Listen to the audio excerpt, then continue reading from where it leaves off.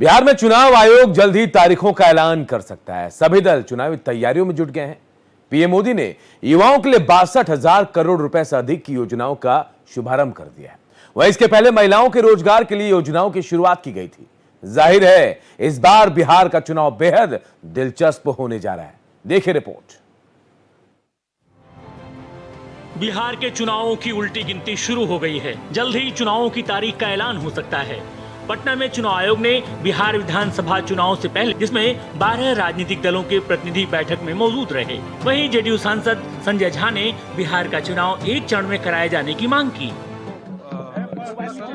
Revision Bihar में हुआ, उससे बहुत क्लीन हुआ जो वोटर लिस्ट है। दूसरा, हम लोगों ने आग्रह किया है कि बिहार में एक फेज में चुनाव। बिहार में लॉ एंड ऑर्डर, नक्सल कोई इशू नहीं है। दूसरा, हम लोगों ने ये आग्रह किया इलेक्शन कमीशन को कि सब जगह बूथ पर पैरामिलिट्री फोर्स रहे, जो गरीब गुरबा को वोट देने में कोई दिक्कत नहीं हो। बिहार चुनाव को लेकर सारे दल चुनावी तैयारियों को लेकर कमर कस चुके हैं। वहीं पीएम मोदी ने बिहार के युवाओं को बड़ी सौगात दी। पीएम मोदी ने 62,000 करोड़ की योजनाओं की शुरुआत की। इस योजना के तहत 2 साल तक बिहार के युवाओं के खाते में 1,000 रुपए की सहायता राशि दी जाएगी। इस सहायता से लगभग 5 लाख युवाओं को फायदा पहुँच सकेगा। आज बिहार के युवाओं के सशक्तिकरण का ये मेगा प्रोग्राम है। ये दिखाता है कि एनडीए सरकार बिहार के नौजवानों को, बिहार की महिलाओं को कितनी प्राथमिकता दे रही है। साथियों, भारत नॉलेज और स्किल का देश है। यही बौद्धिक शक्ति हमारी सबसे बड़ी ताकत है। फिलहाल बिहार का चुनाव इस बार बेहद दिलचस्प होने वाला है। तेजस्वी यादव जहां अति पिछड़ों पर फोकस कर रहे हैं, वहीं एनडीए यूथ और महिला वोटर्स को इंटैक्ट रखने पर जोर दे रही है। देखना होगा जनता किसके वादों दावों पर एतबार करती है। Bureau report, Bharat express. तो बिहार का चुनाव इस बार बेहद दिलचस्प होने वाला है, क्योंकि सौगातों की बौछार एक तरफ से हो रही है। राज्य सरकार के साथ साथ प्रधानमंत्री नरेंद्र मोदी भी केंद्र के खास योजनाओं के जरिए बिहार को बड़ी सौगात दे रहे हैं। युवाओं को बड़ी सौगात दी है, क्योंकि बिहार में युवा बहुत ज्यादा हैं और रोजगार सबसे बड़ा मुद्दा यहां है। और ऐसे में स्किल ट्रेनिंग के अलावा उन्हें पैसे भी दिए जाएंगे। उन लोगों को पैसे मिलेंगे जो पढ़े लिखे बेरोजगार है। हमारे साथ वरिष्ठ पत्रकार कुमार राकेश जुड़े हुए हैं, सीधा उनका रुख करते हैं।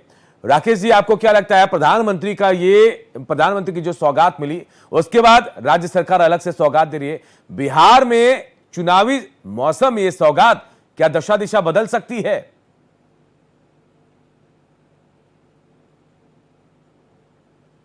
जो आपने सौगात की बात कही है, बिहार की बात कही है, 1200 व्यावसायिक कौशल प्रयोगशालाओं का उद्घाटन, 1 क्लब 200 क्लब विद्यालयों का उद्घाटन, ये जितनी योजनाएं हैं जो प्रधानमंत्री दे रहे हैं बिहार को, अपने आप में एक अप्रत्याशित एक कहिए बिहार के विकास के लिए कदम है, जो कि पहले सोच लोग नहीं सकते थे।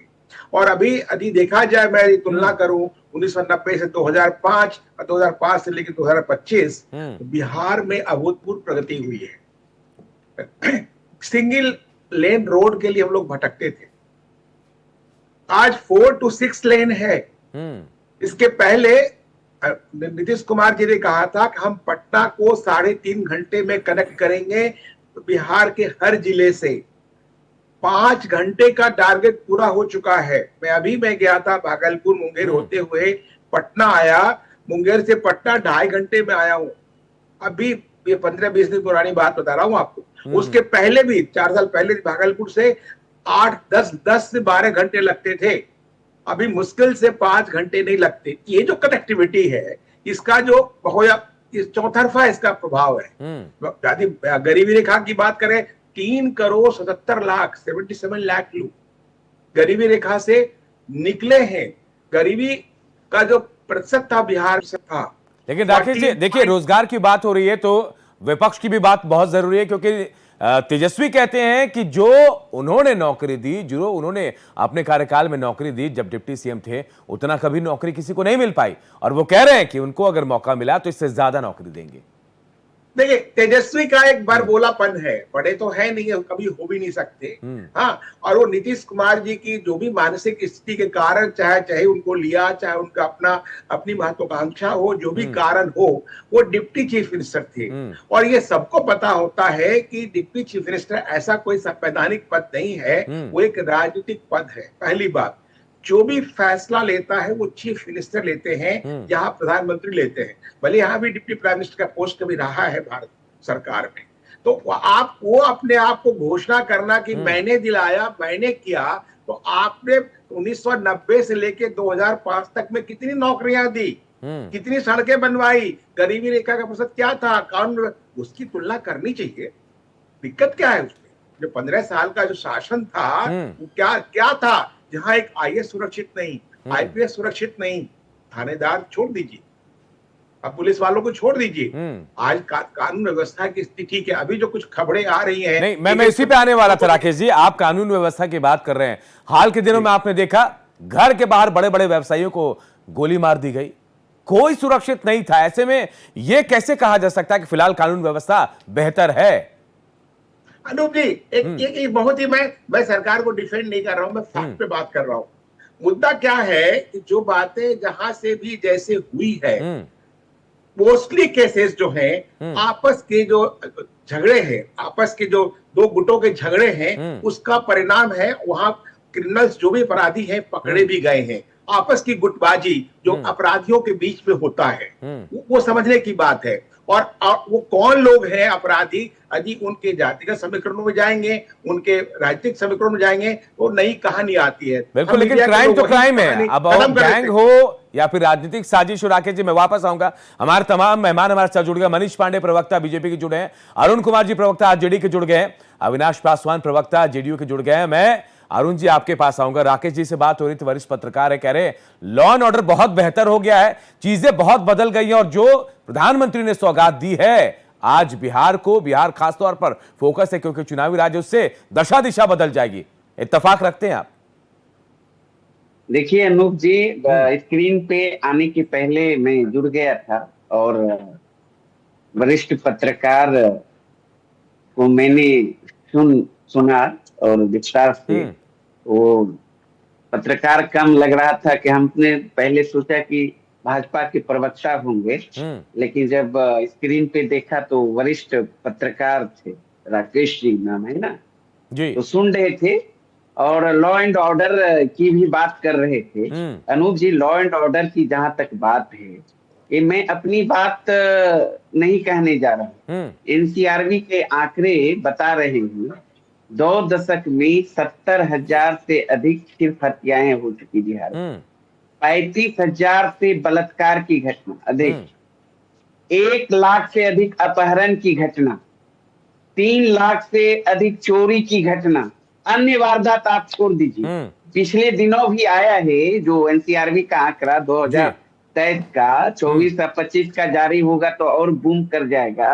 देश में अपराध हत्या के मामले में यूपी के बाद जो है ना, बिहार का ही स्थान है। मतलब बिहार की राजधानी पटना है, क्राइम कैपिटल बन गया है। ऐसा एक भी दिन नहीं है। अरुण जी, मैं पूछ ही लेता हूं। मनीष जी हमारे साथ हैं, साथ ही अविनाश जी भी हैं। सुन लीजिए ना जी, अब सुन लीजिए ना थोड़ी सा पूरा। मतलब प्रत्येक माह 260 हत्याएं, ये स्थिति है। अभी मैं जवाब दे रहा हूं इनका। अभी वरिष्ठ पत्रकार बोल रहे थे, नीति आयोग के चेयरमैन आदरणीय लालू प्रसाद यादव जी तो नहीं है, न तो तेजस्वी यादव जी हैं, प्रधानमंत्री जी ही हैं, शायद होते हैं। और जो है नीति आयोग में बिहार कहाँ है साक्षरता दर में, प्रत्येक व्यक्ति आय के मामले में? मैं मनीष जी से सवाल कर ही लेता हूं। मनीष जी, आप सुन पा रहे? अरुण जी आपको बता रहे कि सच्चाई, फैक्ट क्या है? मैं ये पत्रकार महोदय को बताना चाहता हूँ, वो सुन रहे हैं। एक नंबर बिहार कहाँ है?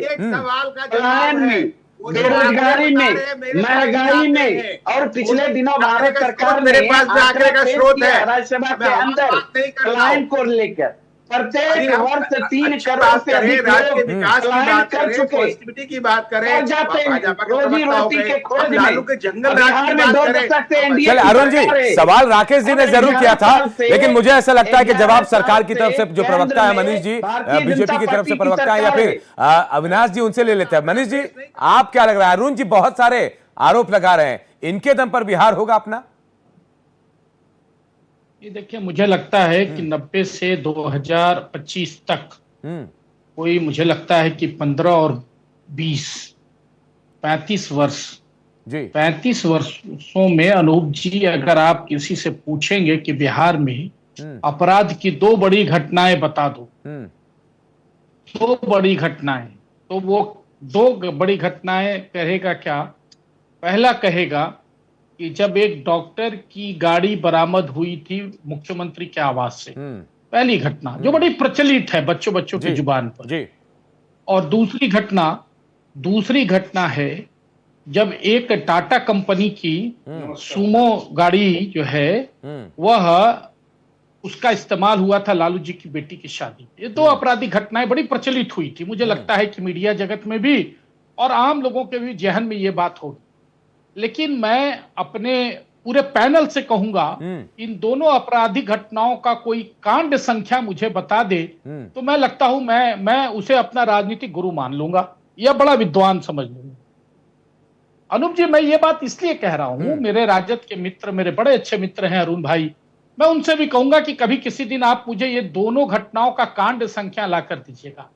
भाई देखिए, कैसी विडंबना है या कैसा नैरेटिव है या कहिएगा क्या प्रोपगंडा का तरीका है। एक तरफ तो कहते हैं कि ईडी, सीबीआई या ये सारी जो संवैधानिक संस्थाएं हैं, कहते हैं कि मोदी जी ने सबको अपने कब्जे में कर लिया है, गिरफ्त में कर लिया है। एक तरफ तो प्रोपगंडा जब करना रहता है तो इस तरह की बातें उठाते हैं, और दूसरी तरफ ये नीति आयोग का है हवाला देकर हमारे ऊपर ही सवाल खड़े करते हैं, ये एनसीआरबी का डाटा देकर हमारे ही ऊपर सवाल खड़े करते हैं। अरे भाई, जिस सरकार में अपराध का कांड संख्या दर्ज ही ना होता हो, उस सरकार से आज की सरकार का जब एक मोबाइल भी खो जाता है तो वह थाने में उसकी रिपोर्ट दर्ज की जाती है, उससे क्या तुलना करना एनसीआरबी के डेटा का? मेरे समझ से बाहर का चीज है। और दूसरी बात कि जब आप कहते हैं कि सारी संवैधानिक संस्थाएं बिकी हुई हैं, बिक गई हैं, मोदी ने सबको खरीद लिया है, यहां तक कि मीडिया को भी जब आप गोदी मीडिया कहते हैं, तब आप नीति आयोग के आप किस आधार पर नीति आयोग के रिपोर्ट को लेकर बहस में बैठ जाते हैं? भाई देखिए, ऐसा है, धरातल पर जाइए, धरातल पर। मैं यही बात कहना चाहूंगा अपने प्रवक्ता मित्र को आरजेडी के कि धरातल पर जाइए, जमीन पर जाइए और देखिए कि हम तो बिहार में सरकार में 2005 से थे, लेकिन हर घर बिजली कब आई? 2014 के बाद आई। नल जल कब आया? 2014 के बाद आया। हर घर शौचालय कब आया? 2014 के बाद आया। क्यों आया ये सारी सुविधाएं?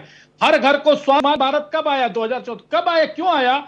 जब डबल इंजन की सरकार हुई, दिल्ली में मोदी बैठे और बिहार में 29 पहले से थे। मनीष जी, बिल्कुल आप जवाब दे रहे हैं मनीष जी, और शायद मुझे लग रहा है अरुण जी सुन भी रहे हैं। मैं लेकिन अविनाश जी आपके पास आऊंगा। एक बहुत बड़ा मुद्दा था घुसपैठिए का मुद्दा, जिसे लेकर देखिए बिहार में भी सियासत हो रही है, एसआईआर को लेकर या फिर बीजेपी की तरफ से तीखे हमले किए गए। इस मामले में जेडीयू की खामोशी क्या कहती है? नमस्कार। सबसे पहले तो मैं सारे पैनलिस्ट को मैं सादर प्रणाम करूंगा और आपके माध्यम से पूरे बिहार की जनता को भी सादर प्रणाम करूंगा। देखिए, एसआईआर का मुद्दा तो मैं डिस्कस करूंगा ही, बट उससे पहले कुछ एलिगेशंस हैं जो मैं क्लेरिफाई करना चाहूंगा, क्योंकि अभी आरजेडी के प्रवक्ता, पहली बार मुझे अच्छा लगा ये सुन के कि ये भी आंकड़ों पे बात करने की कोशिश कर रहे हैं। जो कभी आंकड़ों की बात नहीं करते थे, अब आप एनसीआरबी और नीति आयोग के डेटा की बात कर रहे हैं। तो मैं थोड़ा सा एक झलक आपके सामने पेश करूं नीति आयोग के डेटा की। नीति आयोग ने मार्च 2025 में बिहार स्पेसिफिक एक डेटा रिलीज किया।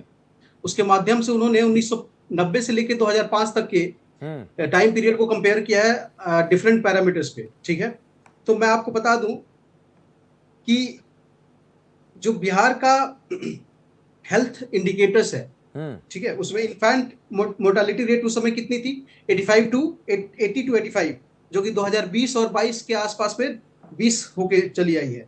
उसके बाद लाइफ एक्सपेक्टेंसी जो है वो 1995 और अराउंड के पीरियड्स में it was around 61 years, which is which has increased to 69.5, that is around 70 years. उसके बाद एजुकेशन और लिटरेसी की मैं बात करूं तो 1991 और उसके आसपास के पीरियड में जो लिटरेसी रेट था इट वाज 38.5%, जो कि 2011 में, जो कि नीति आयोग के डेटा। लेकिन अविनाश जी, हम अगर आज की बात करते हैं, आज की बात करें, जो आयोग, अब जो मैंने सवाल आपसे पूछा घुसपैठ का मुद्दा, जेडीयू की खामोशी क्यों है इस पे? जेडीयू के कोई भी नेता खुलकर घुसपैठ पे नहीं बोल रहे हैं। मैं आपको बता रहा हूं, घुसपैठ का मुद्दा जो है, एक्चुअली देखिए, जो इलेक्शन कमीशन ऑफ इंडिया ने जो अपना डेटा रिलीज किया, उसके उन्होंने 3 इनएलिजिबल टाइप के कैटेगरीज को डिफाइन किया है। वो है, एक पहला है डिजीज्ड पीपल, उसके बाद दूसरे हैं जो अभी कहीं और चले गए हैं, शिफ्ट कर गए हैं जी। और हाँ, राइट। तो देखिए, घुसपैठ का मुद्दा एक डिफरेंट ऑल टुगेदर मुद्दा है, जिसका डिस्कशन हम तब कर सकते हैं जब हम नेशनल डेमोग्राफिक मिशन जो प्राइम मिनिस्टर ने रिसेंटली रिलीज किया देखिए, चुनाव है अविनाश जी, मैं मुद्दा इसलिए कह रहा हूं क्योंकि आपकी पार्टी ने कुछ नहीं कहा, लेकिन आपके सहयोगी लगातार इस मुद्दे को उठा रहे हैं। अरुण जी, अगर मैं गलत हूं तो बिल्कुल सही है। क्या ये है अविनाश जी, आपको लगता है कि जिनको लेकर ये कहा जा रहा है कि घुसपैठी हैं, आप कहते हैं कि आरजेडी और मुस्लिम समुदाय के जो नेता हैं वो कह रहे हैं कि उनका कोर वोट है, लेकिन ये कोर वोट आपसे भी जुड़ा है, जेडीयू से भी।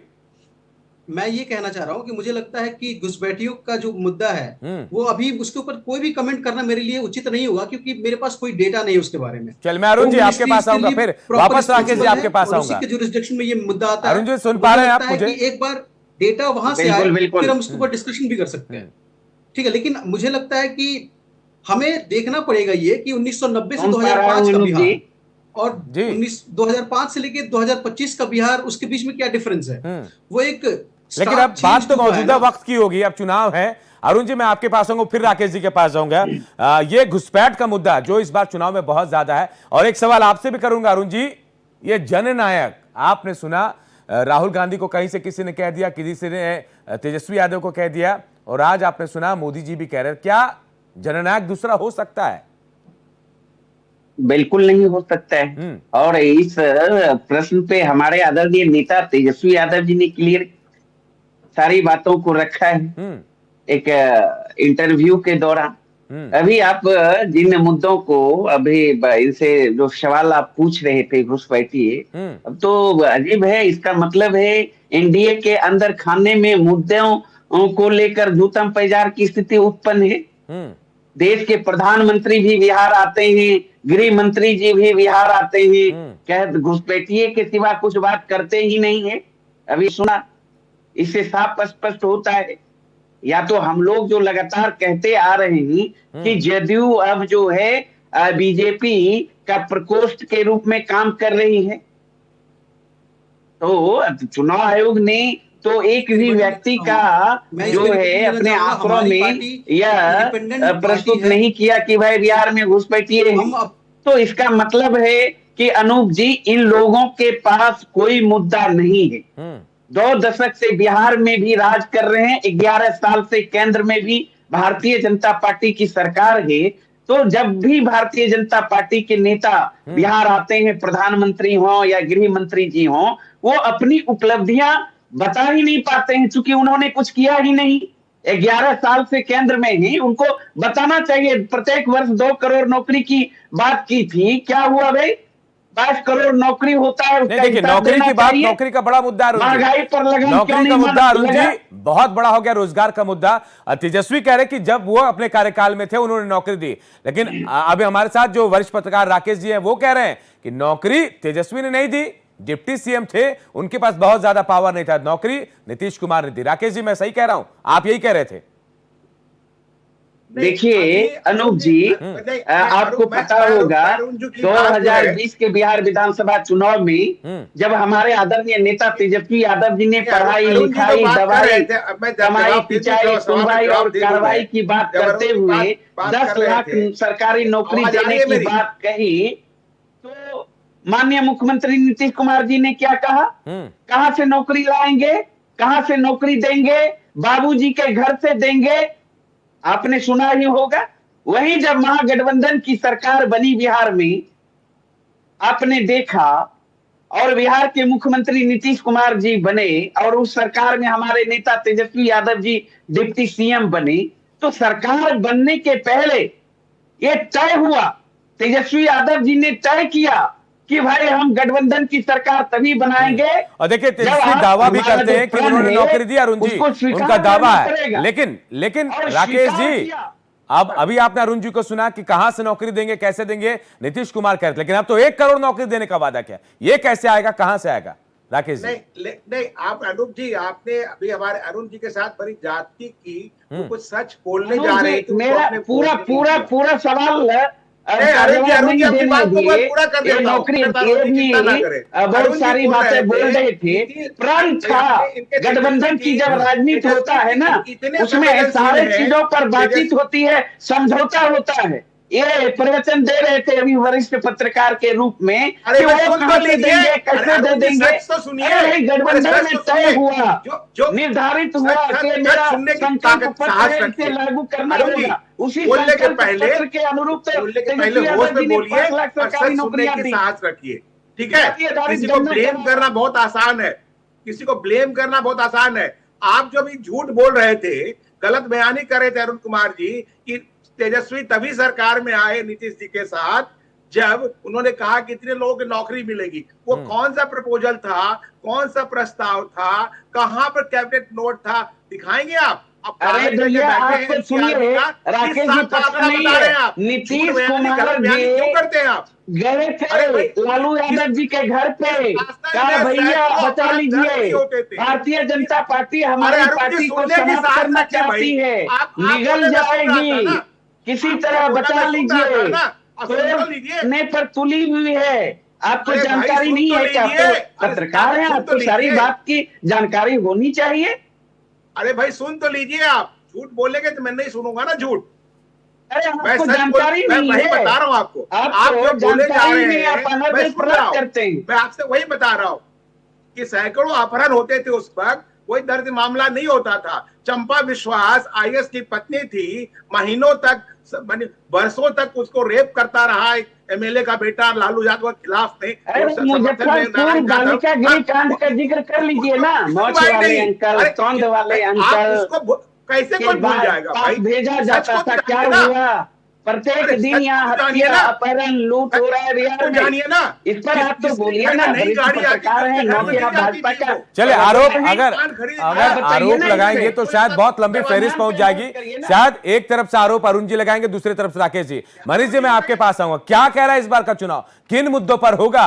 क्योंकि जो मुद्दे, जो वादे किए जा रहे विपक्ष की तरफ से, कहीं ना कहीं उसके काट सत्ता पक्ष की तरफ से भी आ रही है। माय बाप प्लान आपने देखा, माय बहन प्लान, उसके बदले महिलाओं के खाते में पैसे चले गए। चुनाव कहां जा रहा मनीष जी, क्या लग रहा है आपको? चुनाव बिहार का बिल्कुल सही जगह पर है, जहां रहना चाहिए वही है। और बिहार में एक ही मुद्दा है, बिहार में एक मुद्दा है, जंगल राज की वापसी को रोकना। यह बिहार के जो 14 करोड़ 9 करोड़ के आसपास जो मतदाता है और बिहार की जनता, यह स्पष्ट रूप से यह संकल्पित है कि बिहार में किसी कीमत पर जंगल राज की वापसी नहीं होगी। अब अभी आप कह रहे थे तेजस्वी जी के रोजगार की बात कर रहे थे। अरे भैया मैं तो समझ में नहीं आता कि तेजस्वी जी को 17 महीना ज्यादा लगता है या 15 साल ज्यादा लगता है। कभी भी अपने पिताजी माताजी के 15 वर्षों के शासन की चर्चा ही नहीं करते। अब चर्चा आप करिए ना, फिलहाल 2 दशक की मनीष भाई कभी नहीं करते हैं। 11 साल से केंद्र में बिहार के लिए क्या किया, बता दीजिए के लिए क्या किया, कभी तेजस्वी जी को बता दीजिए तो चर्चा कर लीजिए। 17 महीने से ज्यादा होता है, 15 साल चुनाव में इसी पर वोट मांगेंगे। कभी 15 वर्षों की भी चर्चा कर रहे हैं लोगों को। चलिए मैं लौटूंगा आप दोनों के पास। मैं अविनाश जी को थोड़ा मौका भी देना चाह रहा था, क्योंकि अविनाश जी ने बहुत ज्यादा बात नहीं कर पाया मुझसे, वो जो सवाल का जवाब भी नहीं मिल पाया। मनीष जी, अरुण जी, घिसा पिटा मन ग्रंथ तत्हीन बातें परोसते रहना है, चाहे लोकसभा का चुनाव हो, बिहार विधानसभा का चुनाव हो, 2000 का चुनाव हो, 10 का चुनाव हो, एक तरीके से गजब है भाई। आपने क्या किया ये तो बताइए। चुनाव मैदान में जा रहे हैं, आपके मंत्री को खदेड़ रहा है जनता। आज भी जो है नितिन नवीन को खदेड़ा है, पिछले दिनों मंगल पांडे को खदेड़ा, श्रवण कुमार को खदेड़ा, सारे मंत्रियों को जनता खदेड़ रही है। और उसके बाद भी गजब है भाई, सजा सुना दिया है उसको मुजरिम घोषित कर दिया है, उसको कोई भी कॉमन व्यक्ति भी जिसको सेंस होगा, क्या वह उसको भारत रत्न देने की मांग करेगा? आप हमको बता दीजिए। लेकिन ये राष्ट्रीय जनता दल के लोग वर्तमान से बात इतने में खुशी का टॉर्चर हो गीत गा गए रहे हैं अनूप जी। ये चले मैं आप दोनों को रोकूंगा। कैसे भटक जाते मैं हैं। मनीष जी आपको भी रोक रहा हूं, अरुण जी आपको भी रोक रहा हूं। मैं अविनाश जी के पास आता हूं। अविनाश जी, आपको लगता है कि इस बार जिस तरह से अगर चुनाव होगा और मौका नीतीश कुमार को मुख्यमंत्री बनाने का है, बीजेपी के पास ज्यादा सीटें हैं, मुख्यमंत्री नीतीश कुमार बन जाएंगे? बिल्कुल, ये हमारे इंडिया गठबंधन का प्योर और ओपन वो है, प्रोस्पेक्ट है कि हमारे मुख्यमंत्री माननीय श्री नीतीश कुमार जी होंगे। लेकिन मैं आरजेडी के प्रवक्ता को सुन रहा था, वो समझौतों की बात कर रहे थे। सर, एक बात मैं बता दूं, माननीय मुख्यमंत्री श्री नीतीश कुमार जी ने आज तक अपने एथिक्स और इंटीग्रिटी के साथ कभी समझौता नहीं किया है। जब मंत्री से इस्तीफा ले रहे हैं, कृषि की से समझौता कभी नहीं करने वाले व्यक्ति आज क्यों मुंह पर दही जमा हुआ है? अशोक चौधरी पर आरोप, सम्राट चौधरी पर आरोप, मंगल पांडे पर आरोप, भ्रष्टाचार में तो लगातार गिरते जा रहे हैं सारे मंत्री। जी ने नहीं किया है। गजब हो गई। कभी एक बात तो तय है कि आप तमाम जो बातें कह रहे हैं एथिक्स, राजनीति में कोई एथिक्स नहीं, मौके की राजनीति होती है और ये बात सबको जानते हैं। और बिहार सबसे बड़ा उदाहरण है इसका कि जहां जिसे मौका मिलता है वो अपने तरीके से राजनीति करता है। बहुत बहुत शुक्रिया आप तमाम लोगों का मेरे साथ इस चर्चा में जुड़ने के लिए। तो देखिए, बिहार में चुनाव और बेहद दिलचस्प मोड़ पर चुनाव का माहौल आ गया। कभी भी तारीखों का ऐलान होगा, लेकिन आरोप प्रत्यारोप के साथ दावों और वादों का दौर भी चल रहा है। देखते रहिए भारत एक्सप्रेस। मुझे दीजिए इजाजत। नमस्कार।